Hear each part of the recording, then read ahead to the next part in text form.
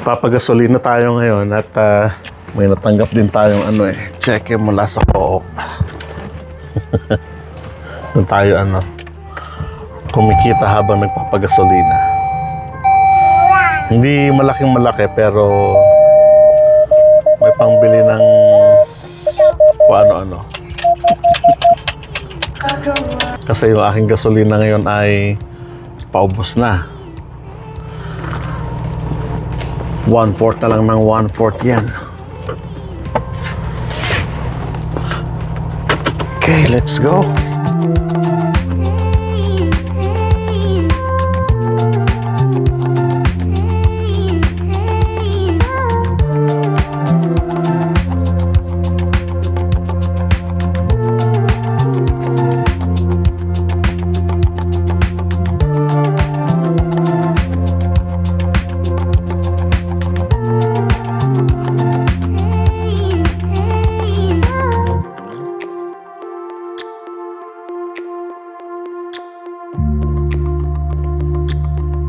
Dalawang gasoline station lang naman ang pinagpapagasolinahan ko dito. It's either yung Petro Canada o kaya naman yung Co-op. Pag nandito kami sa Regina, Co-op ang ginagamit ko. Pero pagka nasa outside Regina kami, Petro Canada. Kasi yung Petro Canada, Canada-wide. Yun namang Co-op, syempre, Co-op lang. Ibig sabihin dito lang siya. Pero malaking company din. Ano din siya, buong Canada din siya, kaya lang yung Co-op number mo kasi ay naka-allocate lang siya dito sa Regina. Sinubukan namin nung nagpunta kami ng Prince Albert nung nagpagasolina kami sa Co-op, hindi tinanggap ng machine yung Co-op number namin. And then nakita doon na ang limitation pala ng namin ng Co-op card namin dito lang sa Regina. So, yun. Kapag nasa Regina, yun ang ginagamit namin. And at the end of the year, nakakakuha naman kami kahit papaano ng either pang gasolina uli o kahit papaano pang merienda. Hindi kalakihan, pero at least may dividend na tinatawag. Pagkatapos, siyempre, Co-op member ka sa pamamagitan ng card. Parang gano'n. Di ba kapag ka-Co-op dyan sa atin sa Pilipinas ay merong yung tinatawag na Co-op dividend. Ganon din dito. Ang kainaman kasi sa sinusuportahan mo yung local business ng Canada at nagbe-benefit naman tayo doon. Ayan, dito yung natin, favorite gasoline station natin. Self-service lang siya. Pero kung gusto mo naman na parang Pilipinas din, meron ding dyan.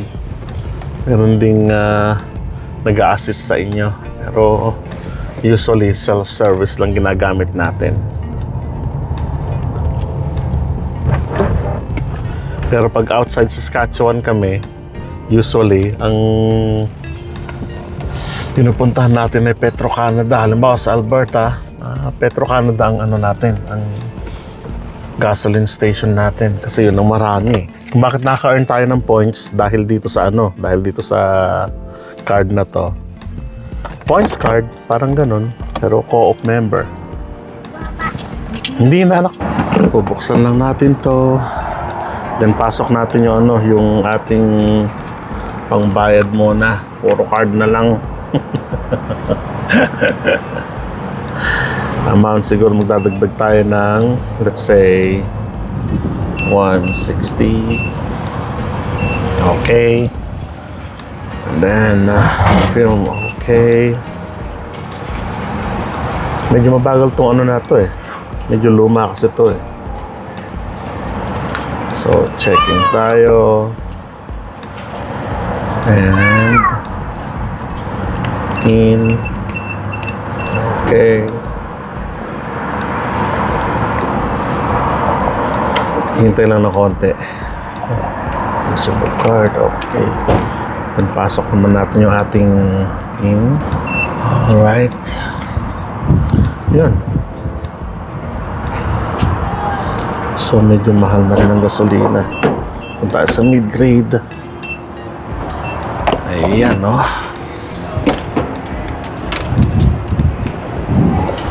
Yan, about siguro mga 2 to 3 minutes ang paggagasolina. Medyo mahal na rin eh. Dati-rati parang inaabot ng ng dollar something lang, pero ngayon halos umabot na ng $2. Medyo mahal na rin. Ng panahon lang, parang 10 years in the making. Then 50% na yung itinaas. Ganun kalaki, ganun ka bilis yung pagtaas ng presyo ng gasolina. Ano? Mahal ng gasolina ngayon. Parang umaabot siya ng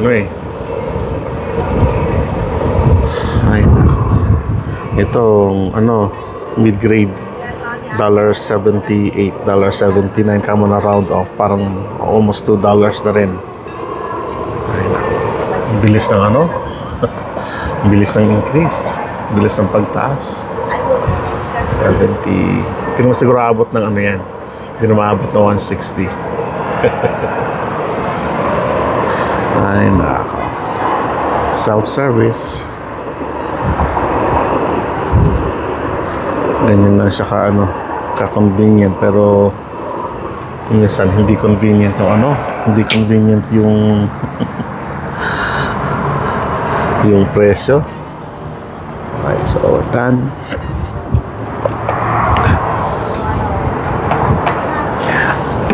Saan natin? Then dito na rin yung resibo eh. Hintayin natin yung resibo.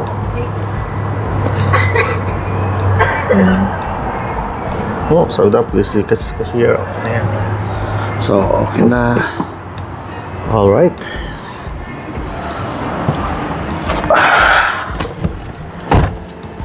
You don't. So, ganoon lang. Salamat sa sa co-op card. Meron tayong points na naman. Maghihintay na. Ang pagbibigay nila ng points o ng pera, yearly eh. Yearly sila nagbibigay ng dividend.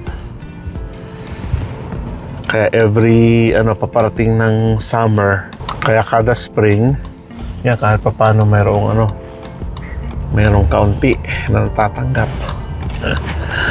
Pambili na po ano sa garahe. Okay, so ngayon pupunta naman kami na ng atin ng birthday, makikikain. Pero dadaan muna kami ng pang potluck. Bibili ng kung anong pwedeng ready na makakain dyan. Alright. Sige, thank you po,